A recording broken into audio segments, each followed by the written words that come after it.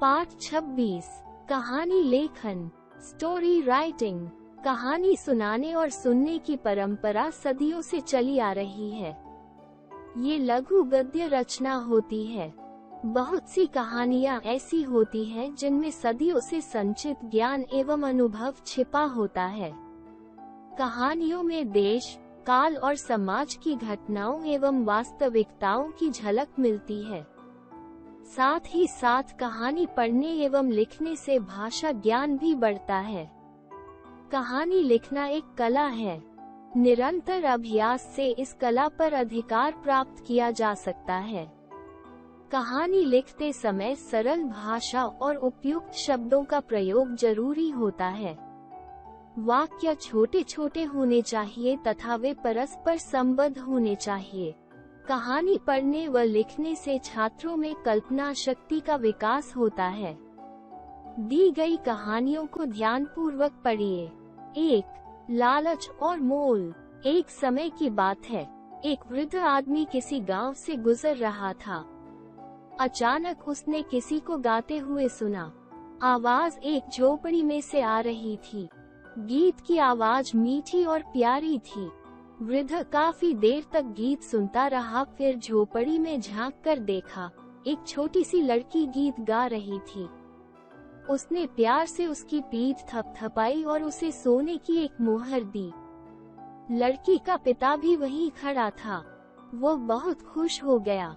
उसने कभी स्वप्न में भी नहीं सोचा था कि कभी उसे सोने की मोहर देखने को भी मिलेगी। उसने झट से लड़की से मोहर छीन ली। जैसे ही वृद्ध आदमी जाने लगा, लड़की का पिता चिल्लाकर बोला, अरे ठहरो, जाते कहाँ हो? बकाया तो चुकाते जाओ। वृद्ध आश्चर्य से उसकी ओर देखने लगा।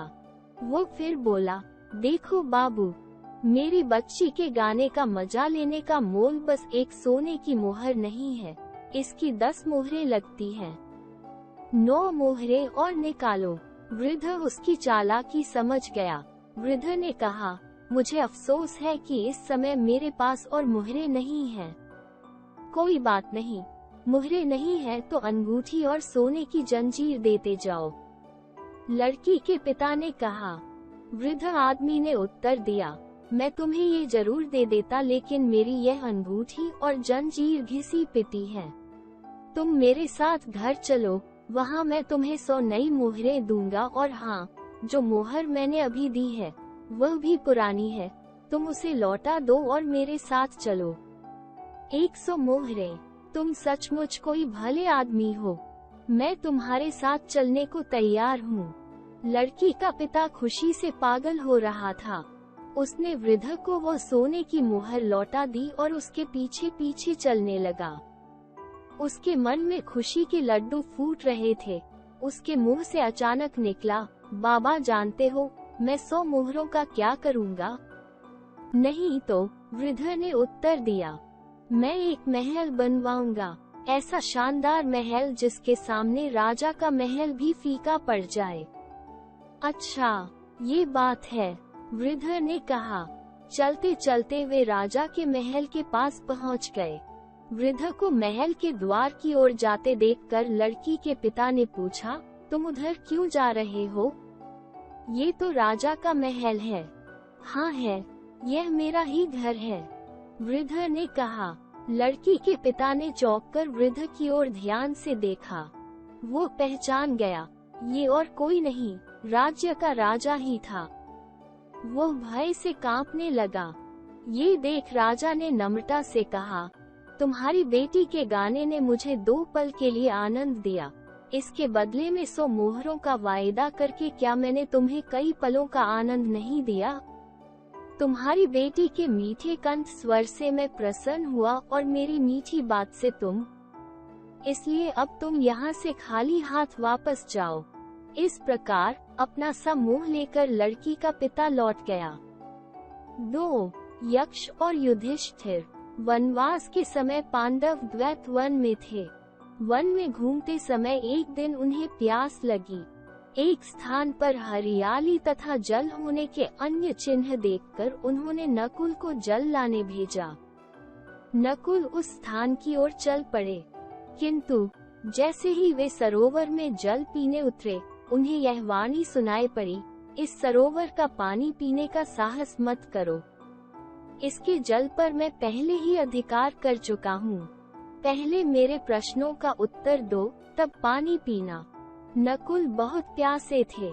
उन्होंने यक्ष की बात पर ध्यान नहीं दिया, लेकिन जैसे ही उन्होंने सरोवर का जल मुख से लगाया, वैसे ही निर्जीव होकर गिर पड़े। इधर नकुल को गए बहुत देर हो गई तो युधिष्ठिर ने सहदेव को भेजा। सहदेव को भी सरोवर के पास यक्ष की वाणी सुनाई पड़ी। उन्होंने भी उस पर ध्यान न देकर जल पीना चाहा और वे भी प्राणहीन होकर गिर गए।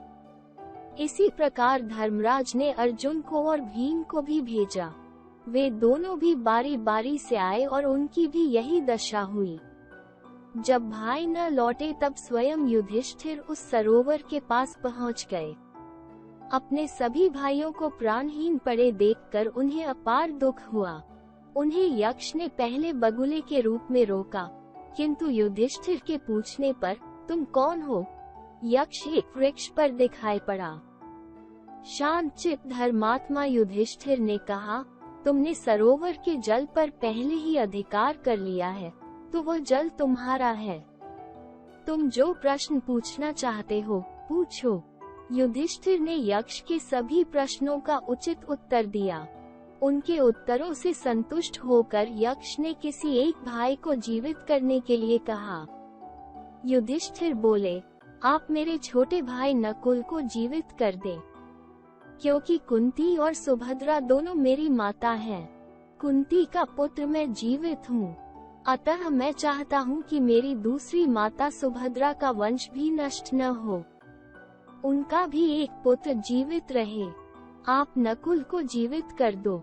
यक्ष ने कहा, तुम अर्थ और काम के विषयों में परम ज्ञानी हो, अतः तुम्हारे चारों भाई जीवित हो जाएं। मैं तुम्हारा पिता धर्म हूँ, तुम्हें देखने तथा तुम्हारी धर्मनिष्ठा की परीक्षा लेने आया था। धर्म ने अपना स्वरूप प्रकट कर दिया।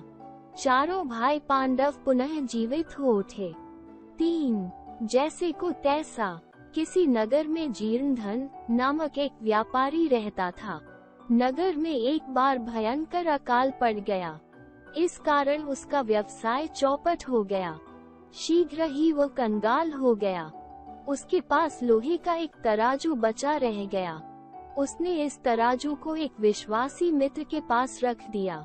फिर वो धन कमाने किसी अन्य राज्य में चला गया। 1 वर्ष बाद जीर्णधन धन कमाकर अपने नगर लौट आया। तब वो अपना तराजू लेने अपने मित्र के पास गया। उसके मित्र ने कहा, तुम्हारा तराजू तो चूहे खा गए। तराजू के नष्ट होने का मुझे भारी दुख है। मित्र की धूर्तता समझकर जीर्णधन ने कहा, यदि तराजू को चूहे खा गए तो इसमें तुम्हारा क्या दोष है। फिर वो अपने घर लौट आया। अगले दिन जीर्णधन मित्र के घर पुनः गया। उसने कहा, मैं तालाब में स्नान करने जा रहा हूँ, तुम अपने पुत्र को मेरे साथ चलने की आज्ञा दे दो।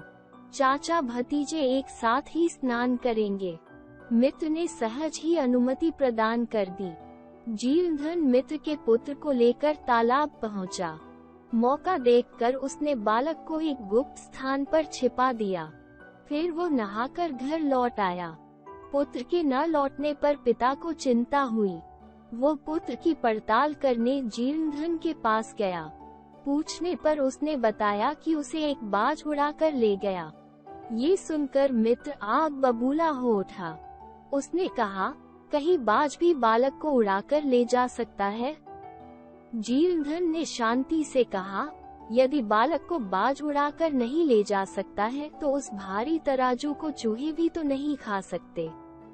ये सुनकर मित्र को अपनी गलती याद आई। उसने जीर्णधन का तराजू वापस कर दिया। तब जीर्णधन ने उसके पुत्र को गुप्त स्थान से निकालकर उसे सौंप दिया।